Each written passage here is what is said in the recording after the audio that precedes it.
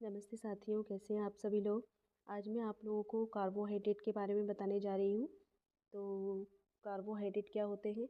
ये रासायनिक यौगिक होते हैं। शरीर में कम से कम ये 70 से 80% भोजन में शामिल किए जाते हैं। कार्बोहाइड्रेट कार्बन, हाइड्रोजन व ऑक्सीजन से मिलकर बने होते हैं। इनमें हाइड्रोजन व ऑक्सीजन का जो अनुपात होता है, रेशो होता है, वो पानी के समान ही होता है। कितना? 2:1 होता है। यही कारण है कि इन्हें कार्बन के हाइड्रेट्स माना गया है। तो कार्बोहाइड्रेट्स पॉलीहाइड्रोक्सी अल्कोहल के एल्डो या कीटो व्युत्पन्न होते हैं और आरएनए और डीएनए के भी घटक होते हैं। ठीक है, कि क्या होते हैं कि ये ऑक्सीजन, इसमें कार्बन हाइड्रोजन ऑक्सीजन तीनों से मिलके बनता है और इसका अनुपात 2:1 होता है। ये एग्ज़ाम में पेपर में आ सकता है कि कितना रेशो होता है। बिल्कुल पानी के समान ही होता है। दूसरा, कार्बोहाइड्रेट्स पॉलीहाइड्रोक्सी अल्कोहल एल्डो या कीटो के डेरिवेटिव्स भी होते हैं। अब हम बात करते हैं क्लासिफिकेशन, वर्गीकरण, कार्बोहाइड्रेट का वर्गीकरण। तो कार्बोहाइड्रेट को 3 भागों में बांटा है। पहला होता है मोनोसैकेराइड्स, दूसरा डाइसैकेराइड्स, तीसरा पॉलीसैकेराइड्स। मोनोसैकेराइड जो होते हैं, जैसे कि मोनोसैकेराइड्स में आते हैं हमारे, मोनोसैकेराइड का मतलब होता है कि ये जिनको और अधिक और सिंपल यूनिट में नहीं तोड़ा जा सकता। जैसे कि ग्लूकोज़ है, तो ग्लूकोज़ को हम और उसकी हाइड्रोलिसिस नहीं कर सकते, वो अपने आप में ही पूर्ण है। जैसे कि ग्लूकोज़ अगर लेंगे तो वो जल्दी से ही ब्लड में घुल जाएगा और तुरंत एनर्जी देने लगेगा। तो मोनोसैकेराइड्स जो होते हैं, जो कि एक ही यूनिट से बने होते हैं, कार्बोहाइड्रेट की उसमें एक ही यूनिट होती है। तो इसमें जो आते हैं वो होते हैं ग्लूकोज, फ्रक्टोज, गैलेक्टोज और मैनोज। इसका जो सूत्र होता है वो होता है C6H12O6। दूसरा आता है इसको अगर हम मोनोसैकेराइड की बात करें तो मोनोसैकेराइड के सभी कार्बोहाइड्रेट में सबसे सरल होते हैं। इसका सूत्र होता है CH2ON होता है और इन्हें और सरल यूनिट में नहीं तोड़ा जा सकता।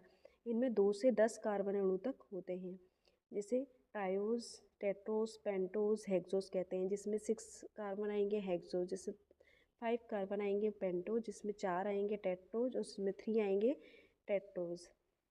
तो उसमें जो सबसे पहला है वो है ग्लूकोज। ये फलों में मुख्य रूप से अंगूर और शहद में मिलता है। ये शरीर को तुरंत ऊर्जा प्रदान करता है। शरीर में तुरंत तुरंत पच जाता है और मस्तिष्क तक तुरंत पहुंच जाता है और ऊर्जा देता है। इसमें एल्डिहाइड ग्रुप होता है। अब दूसरा फ्रक्टोज। फ्रक्टोज फलों में पाया जाता है। यह शहद और पके फलों में, सब्जियों में पाया जाता है। ये भी बहुत जल्दी घुल जाता है। ये भी पाचन के दौरान रक्त में जल्दी घुल जाता है। फ्रक्टोज में कीटो ग्रुप पाया जाता है, क्योंकि एल्डो शुगर है तो कीटो ग्रुप कीटोज पाया जाता है। कीटोज ग्रुप में फ्रक्टोज। अब आता है 3 गैलेक्टोज। गैलेक्टोज मिल्क शुगर में पाया जाता है। दूध में जो शर्करा पाई जाएगी उसमें गैलेक्टोज पाया जाएगा। ये ग्लूकोज और फ्रक्टोज के अपेक्षा कम मीठा होता है। ये प्रकृति से प्राप्त नहीं होता है और ये लैक्टोज के अपघटन से प्राप्त होता है। मतलब जैसे कि लैक्टोज की अगर हम हाइड्रोलिसिस करेंगे, जल अपघटन करेंगे, तो वो जब टूटेगा तो वो ग्लूकोज और गैलेक्टोज में ही टूटेगा। ठीक है, अब बात करते हैं डाइसैकेराइड्स। डाइसैकेराइड्स में कौन कौन से होंगे? सुक्रोज, माल्टोज और लैक्टोज। सुक्रोज का मतलब होता है कि जो आपकी जो कौन सी शुगर, गन्ने की शुगर है और जो हम यूज़ करते हैं वाइट शुगर, उसमें पाया जाता है, वो सुक्रोज होती है। तो ये गन्ने, चुकंदर, गाजर व मीठे फलों में पाया जाता है। जो हमारी वाइट शुगर बनी होती है वो चुकंदर, गाजर की ही बनी होती है, गन्ने की बनी होती है। तो उस सुक्रोज शर्करा को ब्लीचिंग के दौरान क्रिस्टलाइजेशन पाउडर में बदलकर रिफाइंड करके उसको टेबल शुगर में बदला जाता है। जब इसकी हाइड्रोलिसिस करते हैं तो ये किस में बदल जाती है? सुक्रोज, ग्लूकोज और फ्रक्टोज में बदल जाती है। सुक्रोज प्लस H2O, यहाँ से इसको हाइड्रोलिसिस होगी तो सुक्रोज को अगर हम बांटेंगे तो उसके जो टूटेंगे गाढ़ू, तो वो ग्लूकोज और फ्रक्टोज में हाइड्रोलिसिस हो जाएगी। फिर डाइसैकेराइड। डाइसैकेराइड का मतलब है कि जो 2 अणुओं से मिलकर बना होता है। मोनोसैकेराइड के 2 अणुओं से मिलकर बनता है। इसका सूत्र जो होता है C12H22O11 होता है। अब बात करते हैं लैक्टोज की। ये गैलेक्टोज व ग्लूकोज से मिलकर बनती है। ये मुख्यतः दूध में पाई जाती है और कम मीठी होती है। लैक्टोज प्लस H2O लैक्टेज, जिस शुगर पर जो शुगर होगी उस पर उसी शुगर का एंजाइम वर्क करेगा। तो जब उसका हाइड्रोलिसिस होगा लैक्टोज का, तो वो ग्लूकोज और गैलेक्टोज में बदल जाएगी। जो दूध में जो शर्करा होती है वो गैलेक्टोज और लैक्टोज ही होती है। अब माल्टोज, ये स्वतंत्र रूप में नहीं पाया जाता। ये बीजों की शर्करा मुख्य रूप से जौ में पाया जाता है। अब हम बात करते हैं पॉलीसेकेराइड्स की, जिसमें कि आते हैं स्टार्च, सेलुलोज, ग्लाइकोजन और डेक्स्ट्रीन। ये पॉलीसेकेराइड्स होते हैं, जिसमें कि मोनोसेकेराइड्स की बहुत सारे मोनोसेकेराइड्स से मिलके बने होते हैं। मोनोसेकेराइड्स की बहुत सारी इकाइयों से मिलकर पॉलीसेकेराइड्स बने होते हैं। तो पॉलीसेकेराइड्स के बारे में अगर बात करें तो ये है, देखिए इनका आधारभूत जो सूत्र है वो C6H11O5 है और मुख्य रूप से पौधों में पाए जाते हैं। और आवश्यकता पड़ने पर अगर इनकी हाइड्रोलिसिस की जाए तो वो ग्लूकोज में बदल जाते हैं। इसमें दो प्रकार के आते हैं, एक तो होते हैं होमोग्लाइकन्स और दूसरा होता है हेट्रोग्लाइकन्स। जो होमोग्लाइकन्स होते हैं वो एक ही प्रकार के मोनोसेकेराइड्स उसमें उपस्थित रहते हैं, जैसे कि स्टार्च, डेक्स्ट्रीन, ग्लाइकोजन, सेलुलोज आदि। ये सब ग्लूकोज की इकाइयों के आपस में जुड़ने से बनते हैं। ठीक है। और जो हेट्रोग्लाइकन्स होते हैं वे होते हैं जिनमें से एक से अधिक प्रकार के मोनोसेकेराइड्स पाए जाते हैं, जैसे कि अगार, पैक्टिन, गोंद, म्यूकोपॉलीसेकेराइड्स आदि। अब जो स्टार्च होता है वो अल्फा लिंक से जुड़े रहते हैं। ये दो प्रकार के होते हैं, अमाइलेज और अमाइलोपैक्टिन। अमाइलोज में ग्लूकोज के 100 अणु एक लीनियर चेन बनाते हैं, जबकि अमाइलोपैक्टिन में ग्लूकोज की शाखाएं निकलती हैं। ये देखिए, ये जो अमाइलोज है इसमें एक लीनियर चेन बनी है ग्लूकोज की। ठीक है। और यहाँ जो अमाइलोपैक्टिन है इसमें इसकी ग्लूकोज की ब्रांचेस निकली हुई हैं। तो ये है, स्टार्च दो प्रकार का होता है, अमाइलोज, अमाइलोपैक्टिन। जो अमाइलोज होता है उसमें ग्लूकोज की लीनियर चेन बनती है और जो अमाइलोपैक्टिन होता है उसमें ग्लूकोज की ब्रांचेस निकलती हैं। और स्टार्च जल में इनसॉल्युबल होते हैं, अघुलनशील होते हैं, मुख्यतः आलू, चावल, गेहूँ, मक्का में पाया जाता है।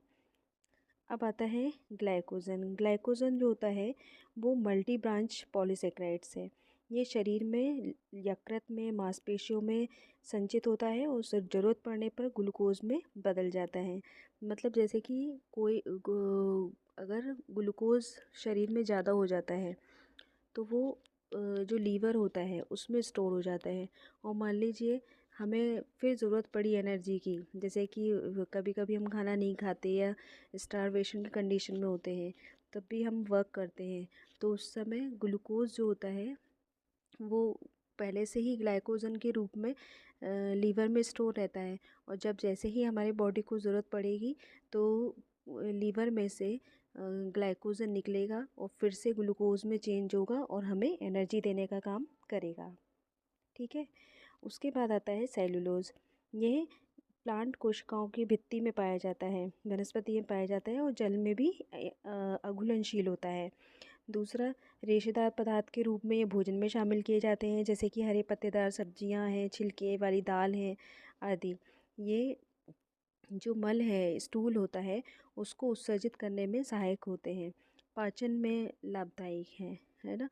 उससे कब्ज़ नहीं होता। अगर हम मतलब खाने में सलाद लेंगे, सबसे ज़्यादा सैलेड जैसे खीरा है, मूली है, टमाटर है, गाजर है, उनको कच्चे खाएंगे तो ये हमारे स्टूल को, मल को लूज़ करती हैं और उसको आसानी से बाहर निकाल देती हैं, कॉन्स्टिपेशन नहीं होता।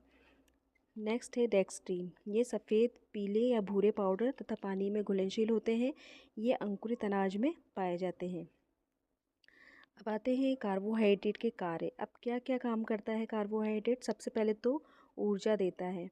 तो 1 ग्राम कार्बोहाइड्रेट से हमें 4 किलो कैलोरीज मिलती है ना।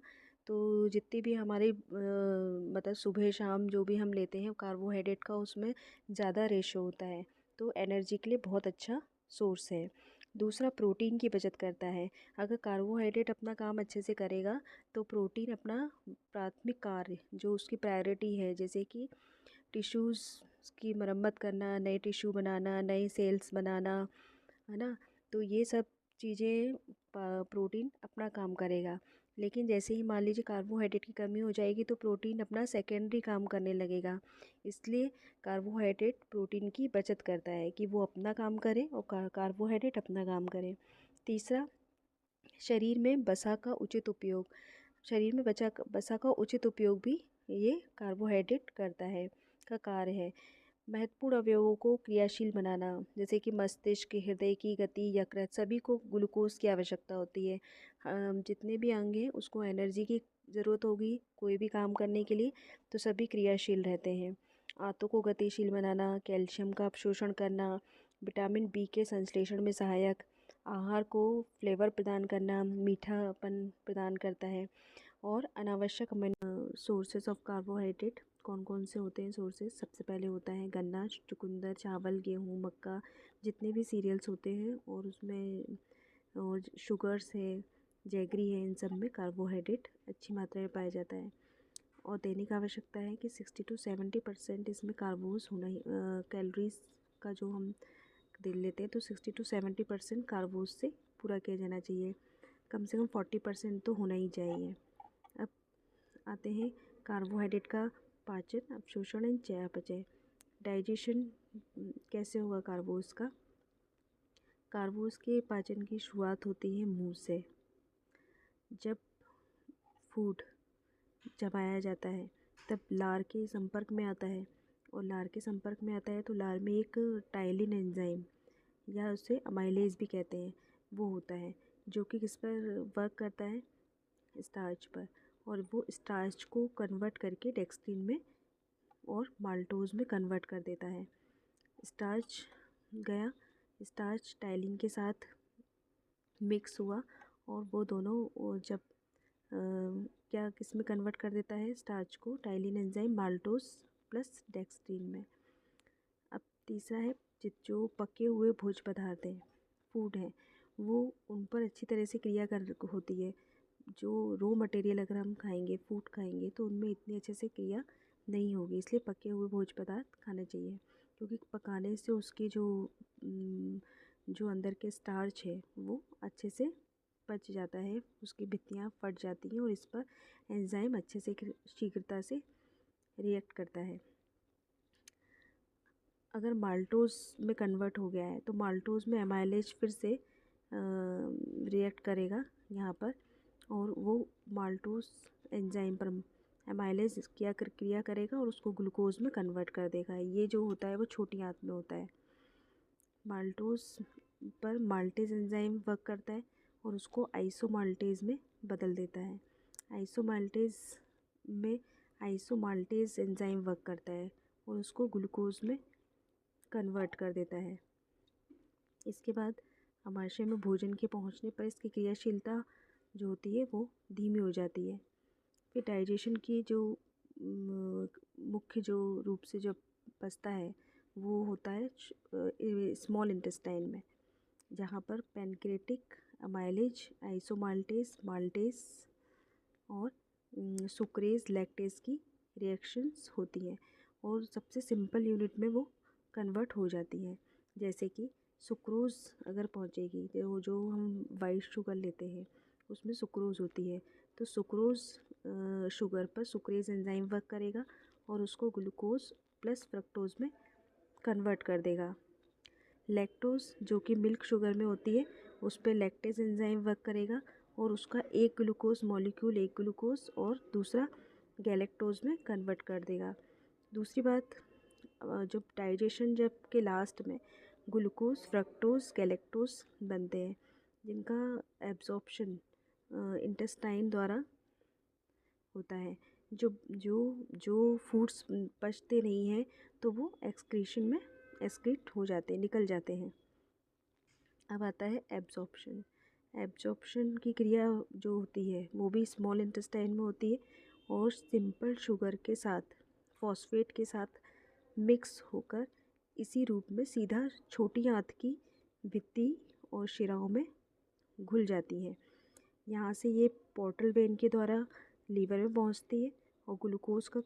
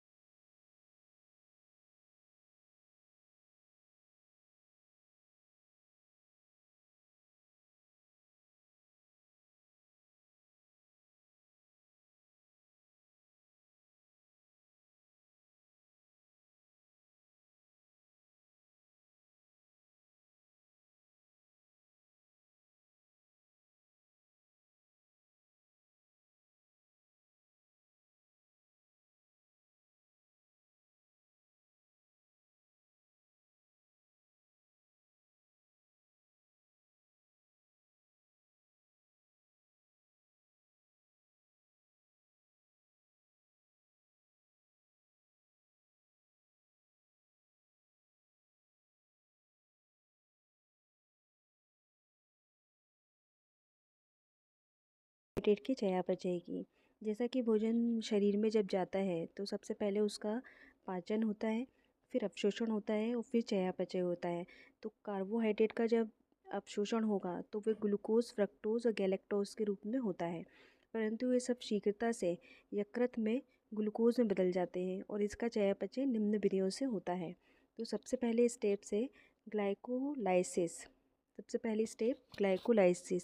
इस प्रक्रिया में ग्लूकोज या ग्लाइकोजन का परिवर्तन पायरुविक एसिड या लैक्टिक एसिड में होता है तथा ऊर्जा की प्राप्ति होती है।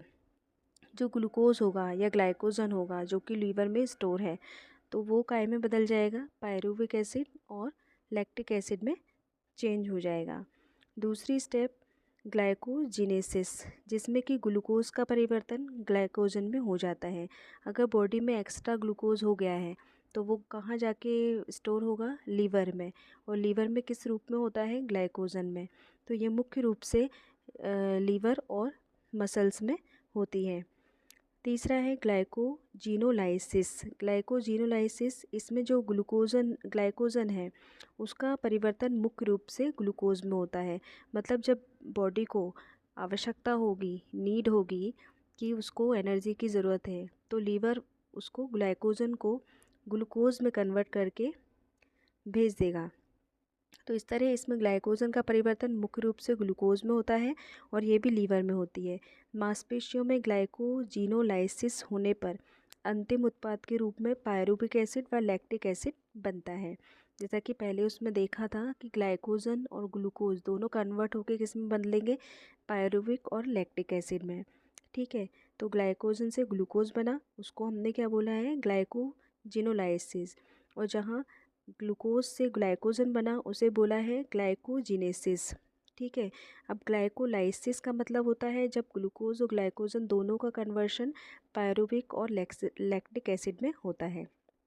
नेक्स्ट है ग्लूकोनियोजिनेसिस। इसमें होते हैं जैसे कि नॉन कार्बोहाइड्रेट पदार्थ होते हैं, जैसे कि प्रोटीन होता है, वसा होती है, फैट है, तो उनसे भी तो एनर्जी मिलती है। तो वो उनके द्वारा जो ग्लूकोज का निर्माण होता है वो होते हैं नॉन कार्बोहाइड्रेट पदार्थ। तो नॉन कार्बोहाइड्रेट से भी हमें ग्लूकोज बन रहा है, ग्लूकोज मिल रहा है, उसको बोलेंगे ग्लूकोनियोजिनेसिस, जो नॉन कार्बोहाइड्रेट से ग्लूकोज बनाते हैं। लाइपोजिनेसिस, इसमें भी नॉन कार्बोहाइड्रेट है। नॉन कार्बोहाइड्रेट में जो कार्बोहाइड्रेट जैसे प्रोटीन है, वसा है, वसीय अम्लों में बदल जाता है। ग्लूकोज से क्या बनेंगे? Glucose, fatty acid and glucose, इसी तरह से होगा। और वो जो अगर मान लीजिए ज़्यादा ग्लूकोज हो गया तो वो एडिपोज टिश्यू में भी के रूप में भी जम जाता है। अब सिट्रिक एसिड साइकिल, इसमें पायरुविक एसिड का ऑक्सीडेशन जल, CO2 और ऊर्जा में होता है। तो पायरुविक एसिड कहाँ? एनर्जी में रिलीज होता है, CO2 H2O plus energy. Hexose monophosphate shunt, इसमें ग्लूकोज का ऑक्सीकरण CO2 H2O व ऊर्जा में होता है। Glucose, CO2 plus H2O plus energy. तो ये था कार्बोहाइड्रेट का चयापचय, जिसमें कि ये सभी स्टेप्स आती हैं, फॉलो होती हैं कि ग्लाइकोजन से ग्लूकोज में कन्वर्शन, ग्लूकोज से ग्लाइकोजन में कन्वर्शन, और ग्लूकोज और ग्लाइकोजन का कन्वर्शन पायरुविक और लैक्टिक एसिड में, और पायरुविक एसिड का कन्वर्शन CO2 H2O और नेक्स्ट एनर्जी में चेंज हो जाता है।